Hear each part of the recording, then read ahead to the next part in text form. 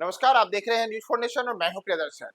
बिहार में आज बड़े स्तर पर प्रशासनिक अधिकारियों का तबादला हुआ है, जिसमें नीतीश सरकार ने आज एक साथ 6 आईपीएस अधिकारियों का तबादला किया है। इतना ही नहीं, तबादलों की कड़ी में इसके पहले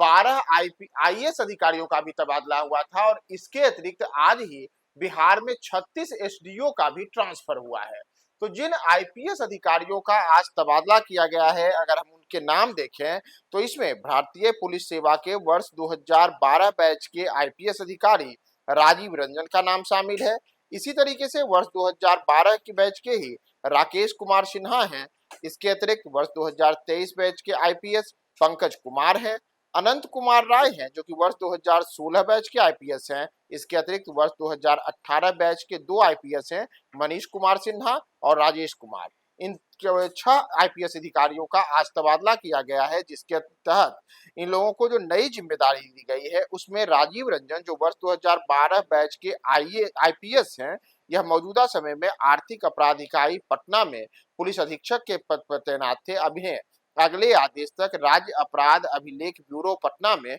पुलिस अधीक्षक के पद पर तैनात किया गया है। राकेश कुमार सिन्हा, जो लोकायुक्त कार्यालय पटना में पुलिस अधीक्षक थे, वह अब निगरानी अन्वेषण ब्यूरो पटना में पुलिस अधीक्षक की नई जिम्मेदारी संभालेंगे। इसके अतिरिक्त पंकज कुमार, जो वर्ष 2013 बैच के आईपीएस हैं, वह अब तक राज्य अपराध अभिलेख ब्यूरो में पुलिस अधीक्षक थे और नई जिम्मेदारी के तहत इनका तबादला आर्थिक अपराध इकाई पटना में पुलिस अधीक्षक के पद पर किया गया है। इसी तरीके से अनंत कुमार राय, जो कि समादेष्टा बिहार विशेष सशस्त्र पुलिस बल 16 के पटना के पद पर तैनात थे, अब इनकी नई नियुक्ति सहायक पुलिस महानिदेशक यातायात पटना में की गई है। और मनीष कुमार सिन्हा, जो कि वर्ष 2018 बैच के आईपीएस हैं और मौजूदा समय में पुलिस अधीक्षक सुरक्षा विशेष शाखा पटना के पद पर तैनात थे, इनकी नई नियुक्ति अब समादेष्टा विशेष सुरक्षा दल बिहार पटना के अतिरिक्त इनको अतिरिक्त प्रभार के रूप में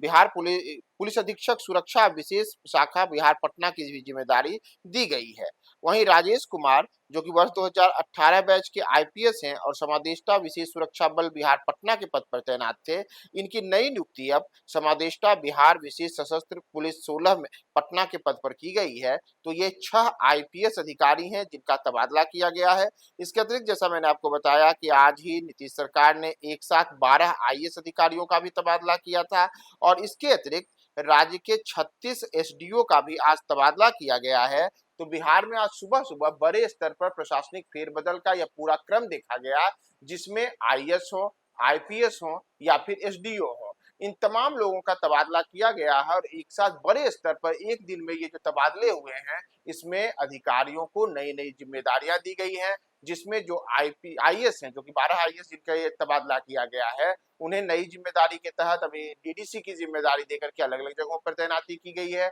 इसके अतिरिक्त जो मैंने आपको बताया कि आईपीएस की जो ये सूची है, जिसमें 6 आईपीएस का तबादला किया गया है, इसके अतिरिक्त 36 एसडीओ हैं जिन्हें अलग अलग अनुमंडलों में अब अनुमंडल विकास पदाधिकारी की जिम्मेदारी दी गई है। दरअसल बिहार में इस वर्ष विधानसभा के चुनाव होने हैं और विधानसभा के चुनाव के पहले अमूमन यह देखा जाता है कि प्रशासनिक महकमे में बड़े स्तर पर फेरबदल किया जाता है। चूंकि इसी वर्ष अक्टूबर नवंबर के महीने में माना जा रहा है कि बिहार में चुनाव होने हैं, तो जो विधानसभा के चुनाव होने हैं उसके पहले कई ऐसी जगह हैं जहां की जो आईएएस या फिर आईपीएस या फिर एसडीओ जैसे पदों पर जो तैनात अधिकारी हैं या फिर अन्य जो प्रशासनिक महकमे से आने वाले अधिकारी हैं, जिनके समय सीमा चुनाव के समय तक करीब करीब 3 वर्ष या उसके आसपास हो सकती है, तो माना जा रहा है कि उन सब को अब नई जिम्मेदारी के तहत चुनाव के पहले ही अलग अलग जगहों पर भेजा जा रहा है और उनकी जगह नए अधिकारियों को अब नई जिम्मेदारी दी जा रही है। यह एक तरीके से चुनाव के पहले इन चीजों को भी कवायद है कि कोई भी अधिकारी